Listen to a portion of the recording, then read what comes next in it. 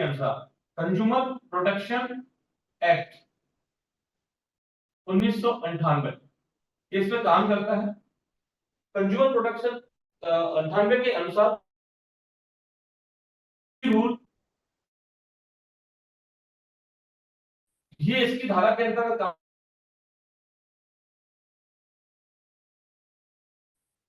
बेचने का अभी लाइसेंस जो मिला है वो गवर्नमेंट की बॉडी ने दिया हुआ है और ये 2023 में ये लागू कर दिया है कि आप डायरेक्ट सेलिंग इंडस्ट्री को 2023 में संसद में ये कानून बन के आया कि आप डायरेक्ट सेलिंग इंडस्ट्री से सामान खरीद सकते हैं। डायरेक्ट सेलिंग इंडस्ट्री एक लीगल प्रोसेस है, इसमें कोई इलीगल प्रोसेस नहीं है।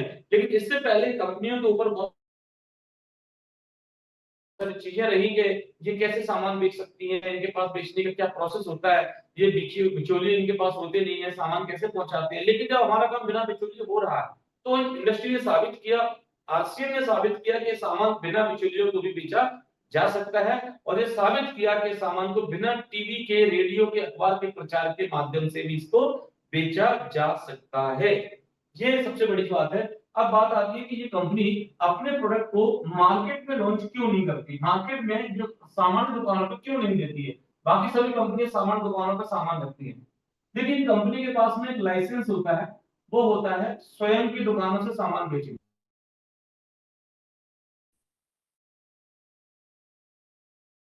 क्यों बेचने का लाइसेंस होता है?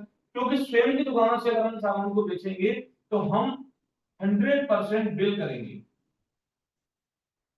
हम कोई टैक्स की चोरी नहीं करेंगे,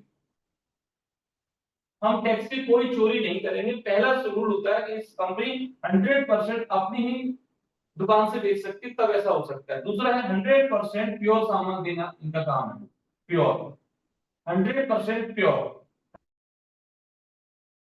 इसमें कोई मिलावट नहीं कर सकते।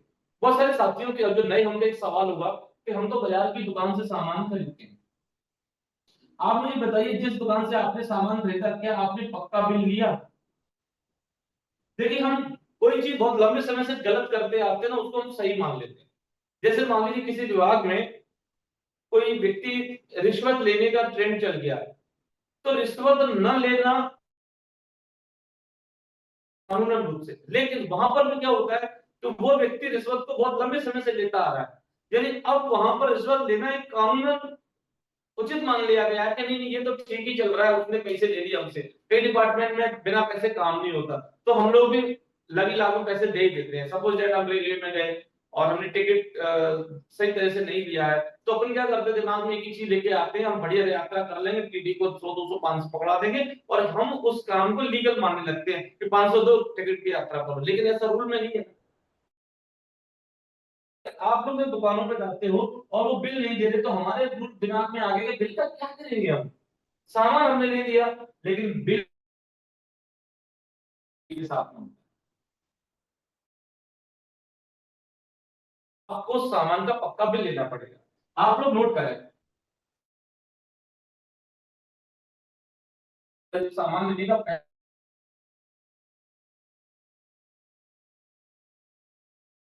दूसरा सामान यह है कि सामान में मिलावट कोई होगा।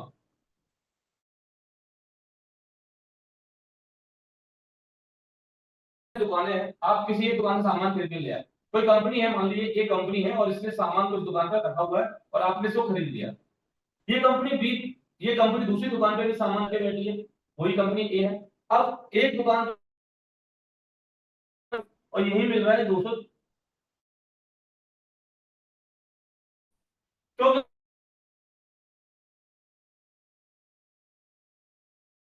सोच का पता कहां से लेके आया। तीसरी दुकान पे भी कहीं यही माल पकड़ा जाए। अब मान लीजिए किसी विभाग की टीम ने छापा मारा तो इस दुकान पे छापा मारा, अब इस दुकान पे छापा मारा और मान लीजिए कि दुकान नकली सामान बेच रहा है, तो इस दुकान को बंद कर देगा।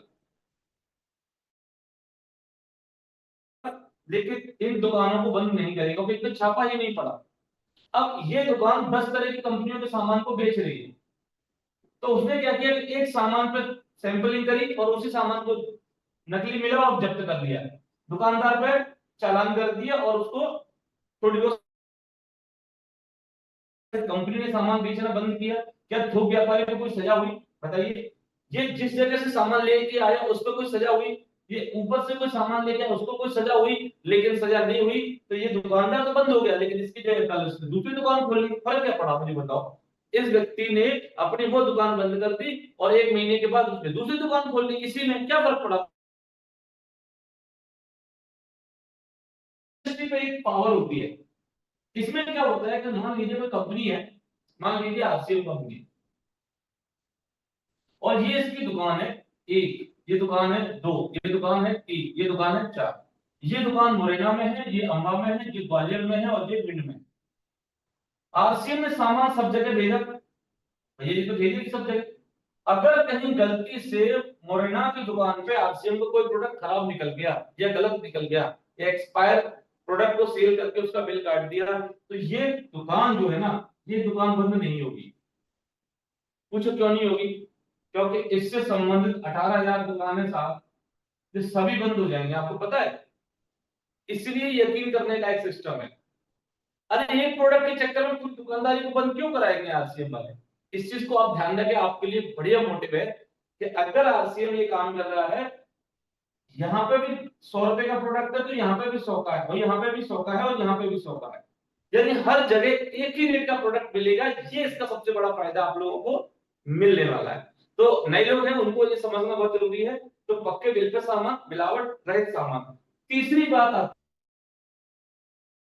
जब आप बाजार में सामान खरीदने के लिए जाते हो, सामान की क्वालिटी को लेकर कुछ चैलेंज आता है या रेट को लेकर चैलेंज आता है, जब हम सामान की वापस करने जाते हैं, जब हम सामान को वापस करने जाते हैं तो वापस करने वाला व्यक्ति बहुत नखरे दिखाता है। मैं वापस नहीं करूंगा, मेरी दुकान से कब ले गए, मेरे को, मैं उस दिन दुकान खोली नहीं थी जिस दिन आप ले गए। रेट का भी इशू है, उसको ये भूल जाता है मैंने कितने का दिया। कभी कभी तो ये हो जाता है कि मैंने वैसे इतने का दिया ही नहीं था।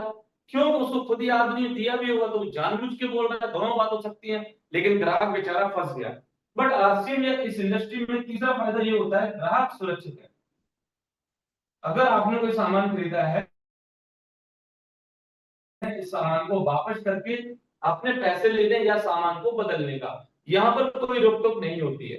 क्यों नहीं होती है? क्योंकि यहाँ अगर रोक टोक हो गई तो ये उस उपभोक्ता संरक्षण अधिनियम जो है उसका उल्लंघन होता है, और आरसीएम या डायरेक्ट सेलिंग कंपनी इन किसी भी नियम का उल्लंघन करना नहीं चाहती।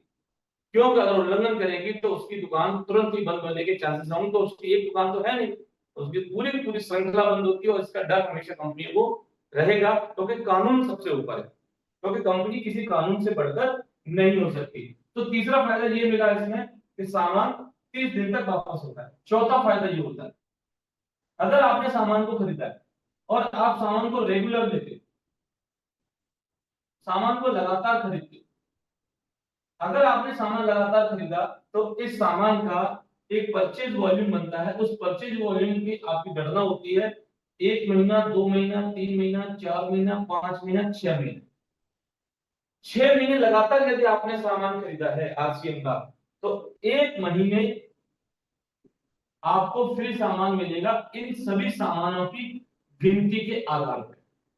मान लीजिए कि आपने कोई सामान खरीदा और उस सामान को अगर आपने 1 महीने, 2 महीने, 3 महीने, 4 महीने, 5 महीने, 6 महीने लगातार अगर आप वो सामान 1 महीने उतने ही रुपए का, जितनी यहाँ पीवी काउंट हो रही है, और 6 का भाग देंगे तो ये निकल के आएगा कितने रुपए का सामान वो आपको फ्री मिल जाएगा। तो आपको बेनिफिट हुआ कि नहीं हुआ? ये कहीं भी मार्केट में नहीं होता है। अब एक बात मैं पूछना चाहूंगा कि सर, आप, एक व्यक्ति मेरे से डायरेक्ट पूछता है कि सर मैं तो ये चाहूंगा कि ये सामान मार्केट से हम खरीदें और हमें मार्केट से ही सामान को आप दिलवा दो। तो मैंने एक बात उनसे बोला था स्पष्ट रूप से कि सर बिल्कुल मैं दिलवा दूंगा, बस आपको एक काम करना है कि आपको वो दुकान बतानी है जो दुकान 100, आपको 6 महीने के बाद वो सामान फ्री देने की हिम्मत रखता हो। तो वो बोला कि वो क्यों फ्री देगा? तो बस वो फ्री इसलिए नहीं देगा कि आप आरसीएम का सामान तो फ्री लाओगे, कल वो शक्कर भी दे सकता है, चाय भी लेगा और झाड़ू भी होगा उसके पास में, भाई बर्तन भी लाओगे, तो अब वो क्या बोलेगा, भाई साहब मैं फ्री क्यों दूं? तो इसलिए बीच को हटाने के लिए तो कंपनी ने ये काम किया है, और आप लोग बीच वालों को लाने की तैयारी कर रहे हो। तो दोनों का विरोध है एक दूसरे का, कि कंपनी कहती है कि बीच वालों को हटा दो, हम आपको उसका फायदा देंगे, और आप कह रहे हैं सर बीच वालों को ला दो। अब बीच वालों को लाएंगे तो आपको फायदा कैसे मिलेगा, आप उसको फायदा देंगे बीच वाले को। बस समझ रहे हैं, समझ रहे, क्योंकि वो भी डिस्ट्रीब्यूटर बन के आपसी में आ सकता है, दुकानदार बन के नहीं आएगा। हर आदमी दुकानदार बन के इसमें नहीं आता, इसमें डिस्ट्रीब्यूटर बन के आएगा। तो फिर उसकी बात समझ में आ जाएगी कि भैया ये फायदा जो मिल रहा है ना, जो दुकानदार को फायदा मिल रहा था अभी तक पूरी दुनिया में, वो फायदा ग्राहकों को मिलने लगा है। तो इसका फायदा मिला कि 6 महीने के बाद। अगली बात आती है कि आपके स्वयं की खरीदारी का 2 से लेकर 22% तक आपको कमीशन भी आता है। ये जो कमीशन है, इसके कई तरह के सिद्धांत हैं, उन पर काम करके ये कमीशन आपको मिलता है। इसका एक पूरा स्लैब स्ट्रक्चर है, और यहाँ आपको ये कुछ कुछ छोटी चीजें आपको समझने में आएंगी। तो पहला फायदा मिलेगा मिलावट पक्के बिल पे मिलेगा, दूसरा मिलावट रहित मिलेगा, तीसरा है 30 दिनों तक हम सामान की वापसी की गारंटी लेते हैं, चौथा है रेगुलर और लगातार सामान खरीदने पर 6 महीने में आपको इसका फायदा मिलेगा। आरसीएम ने कुछ उद्देश्य बनाए कि भैया मुझे इन उद्देश्यों पे काम करना। पहला उद्देश्य है स्वास्थ्य रक्षा। इसका पहला उद्देश्य स्वास्थ्य रक्षा। आप आए दिन रोज देख रहे हैं, आजकल सोशल मीडिया पर भी इसकी काफी चर्चा चल रही है कि मिलावट का बड़ा दौर चल रहा है, और आसिम कंपनी कुछ ऐसे प्रोडक्ट बनाती है जो रिसर्च और डेवलपमेंट से तैयार किए जाते हैं। दो तरह की चीजें हमारे, पहला स्वास्थ्य रक्षा पे इसका उद्देश्य, दूसरा है नारी सशक्तिकरण। नारी सशक्तिकरण का मतलब है कि महिलाओं की सुरक्षा और उनके स्वयं के कुछ रोजगार और इस तरह के अवसर देती है आरसीएम की, जिससे महिलाओं को दूसरों के हाथ नहीं फैलाना पड़े और खुद के पैरों पर खड़े होकर अपना खर्चा भी चलाए और घर परिवार को भी चलाने की हिम्मत रखती हैं। वो भी ऐसा इन्होंने किया है। तीसरा है नए भारत का निर्माण। नए भारत का निर्माण का जो प्रोसेस चल रहा है, उसमें एक नई बात निकल के आई है कि नए भारत के निर्माण में हमारा बोलचाल, हमारा एक दूसरे के प्रति प्रेम, हमारा जो व्यवहार है वो तेजी से बदल रहा है। क्यों बदल रहा है? आज से लगभग 25 साल पहले के लोगों की सोच में और आज की सोच में बड़ा अंतर आ गया। तो उस समय लोगों के शौक नहीं हुआ करते थे, आज हर आदमी शौक की तरफ जा रहा है, हर आदमी दिखावे की तरफ जा रहा है, और हर आदमी हर वो चीज हासिल करना चाह रहा है जो वो नहीं कर पा रहा।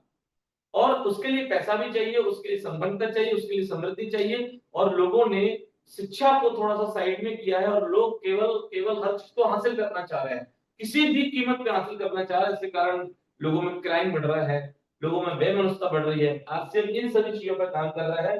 जब आप स्वास्थ्य की बात करोगे तो शरीर से अच्छे हो जाओगे, तन से अच्छे होगे, मन से अच्छे हो जाओगे। आप नारी और महिलाओं को लेके आगे करोगे तो उनकी रेस्पेक्ट करोगे, और उनके प्रति मन में एक अच्छे विचार आपके पास में आएंगे। उनको आगे बढ़ाने की आपके पास एक पावर जो जनरेट होती है, वो आरसीएम के सिद्धांतों के कारण जनरेट होती है। नए भारत का जो निर्माण है, उसका एक उद्देश्य है हम रोजगार के प्रति लोगों को जागरूक करें, हेल्थ के प्रति जागरूक करें। अभी आपने देखा होगा कि टेम्परेचर एकदम बढ़ गया है। मैं सभी से कहना चाहूंगा पेड़ लगाने के लिए कोशिश करिए, क्योंकि अगर ज्यादा हम लोग पेड़ कटाई करते रहे, आपने देखा होगा पिछले 10-12 साल में एनवायरनमेंट में बड़ा चेंज आया है पूरी दुनिया भर में, और इस एनवायरनमेंट चेंज का भारत पर बड़ा असर पड़ा है। अभी कल की रिपोर्ट है कि पूरी दुनिया के 100 शहरों में से 99 शहर भारत के गर्म है, इस समय हॉट सिटियों में शामिल है 100 शहरों में। ऐसा क्यों हो रहा है? ऐसा हो रहा है कार्बन उत्सर्जन के कारण। ऐसा नहीं है कि केवल हमारी गाड़ियों के धुआं से चल रहा है या एसी के धुआं से चल रहा है। इसका एक मुख्य कारण, अभी युद्ध भी हुआ है बगल में, आपने देखा होगा। तो एनवायरनमेंट तो पूरी दुनिया का एक ही है, तो एनवायरनमेंट में थोड़ा सा कार्बन का उत्सर्जन ज्यादा हो रहा है। हमारी जो ओजोन लेयर उसको भी डैमेज किया गया है, और उसके कारण एक क्लाइमेट चेंज हुआ है। लेकिन क्लाइमेट चेंज का सबसे बड़ा जो फायदा और नुकसान होता है, वो गरीब आदमी को होता है, गरीब तबके को होता है। कि धूप में वही मरता है, धूप में किसान ही जा रहा है, बच्चे हमारे स्कूल जाते समय, लोग अपने काम करते समय बिल्कुल हालत खराब कर रखी है जिस क्लाइमेट चेंज ने और कार्बन उत्सर्जन ने। इसलिए कोशिश करिए कि आपके आसपास में एक दो पेड़ आपके हाथ से भी लग जाएगा तो थोड़ा सा अंतर बिल्कुल पड़ेगा। तो ये नए भारत का निर्माण है। ब्लड हेल्पलाइन का भी काम हासिल कर रहा है, हेलमेट को लेकर लोगों को जागरूक कर रहा है, और एम्बुलेंस को लेकर लोगों को जागरूक कर रहा है। एक्सीडेंट के समय आप कैसा व्यवहार करें, किस तरह से आप कोई आसपास में कोई किसी का एक्सीडेंट हो जाता है तो आप उसकी मदद किस तरह से कर सकते हैं।